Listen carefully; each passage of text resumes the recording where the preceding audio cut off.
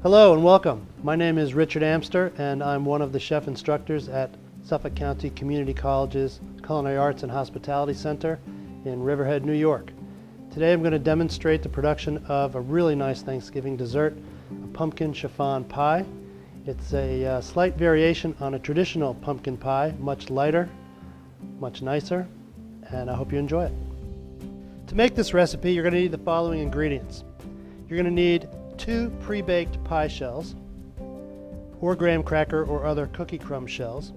You're going to need some pumpkin puree, some light brown sugar, some milk, some egg yolks, salt, cinnamon, nutmeg, ginger, and a vanilla bean. You'll need some unflavored gelatin, a little bit of water, some pasteurized egg whites, some sugar, and some heavy whipping cream. To make a really good pre-baked pie shell, use whatever your regular pie dough is, roll it out, fit it into your pie tin, and then trim off the excess.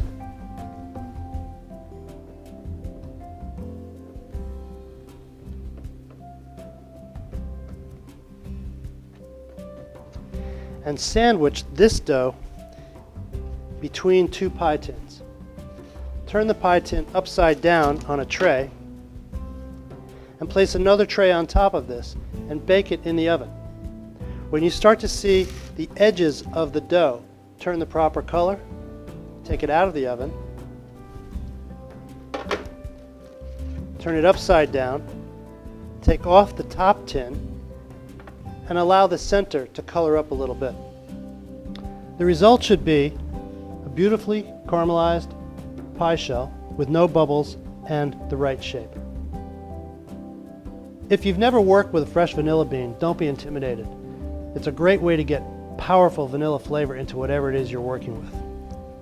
A good quality bean looks like this. It should be shiny and luminous. The shine and the moisture on that is vanilla oil. Place it down on a tray and with a sharp paring knife, cut through the top of it, but don't cut it in half all the way. You just want to splay this thing open.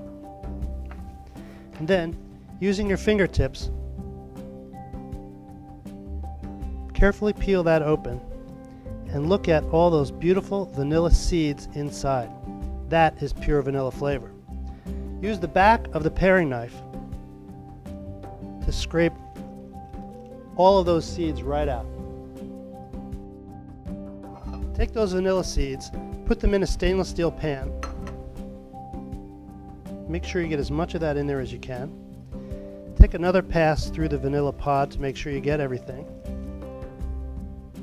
And then cut the pod into thirds and put the pod inside the pan as well.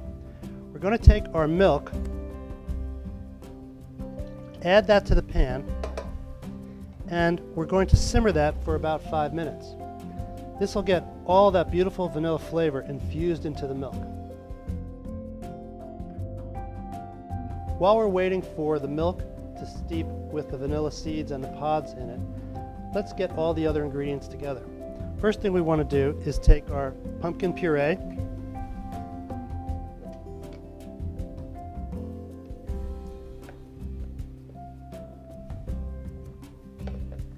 brown sugar, light brown sugar,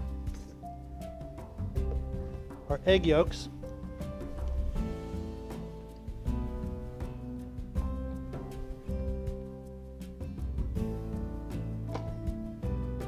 salt, cinnamon, nutmeg, and ginger,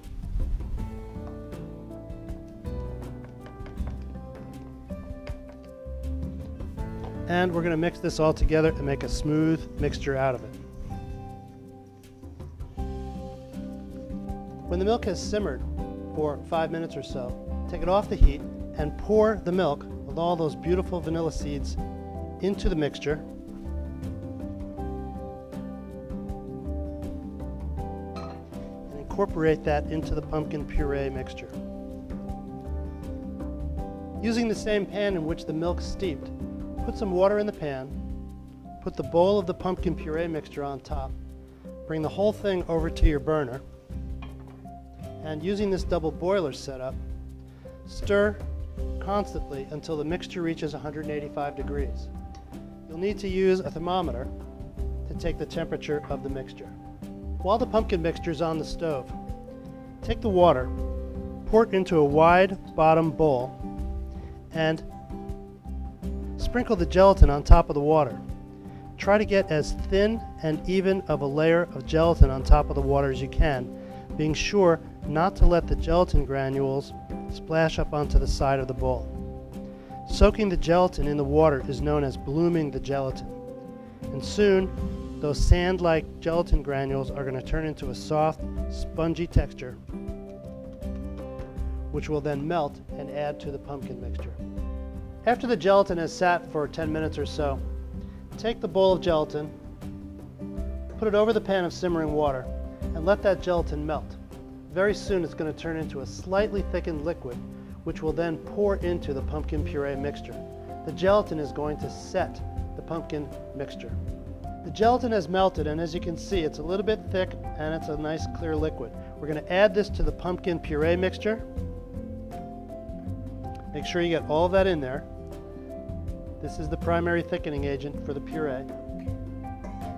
And incorporate that into the mixture. There are two major steps left.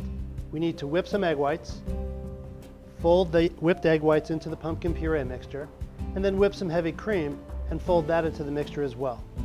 The only trick is we want to make sure that the pumpkin mixture is not so hot to deflate the egg whites, but not so cold so that the mixture is set up and we can't fold the egg whites in.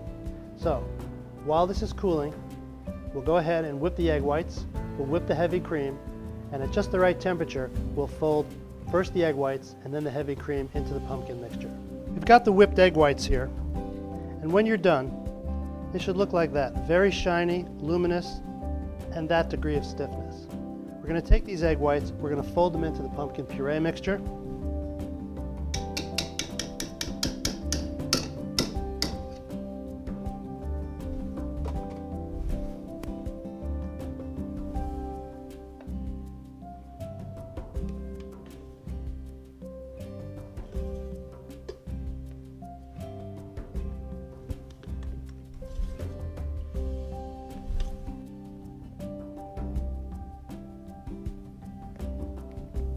At this point, we're going to whip the heavy cream and fold the heavy cream into the mixture as well.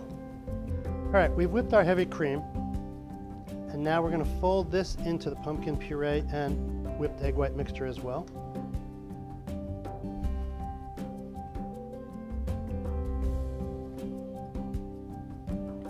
Continue to fold in the whipped cream until the mixture is nice and smooth, and then we can pour the mixture into the prepared pie shells. I'll also show you that you can pour this into dessert glasses, martini glasses, a casserole dish, anything you want to, and it works really well as a prepared mousse. The heavy cream is completely folded in, and now we're going to pour this into our prepared pie shells.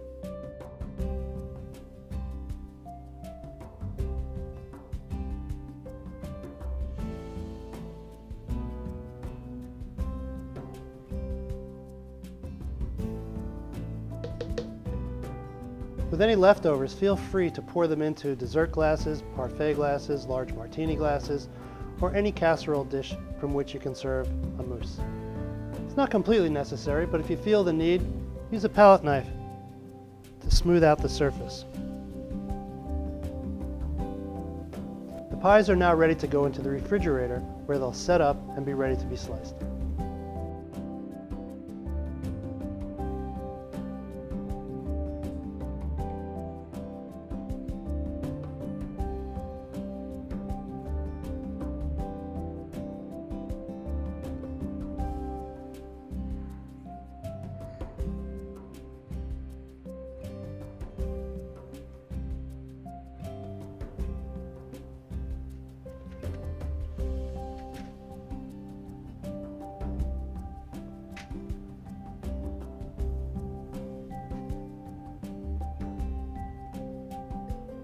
So, here you have the pumpkin chiffon pie and the pumpkin chiffon mixture in 2 dessert martini glasses, decorated with a little whipped topping and some nice chocolate stencils.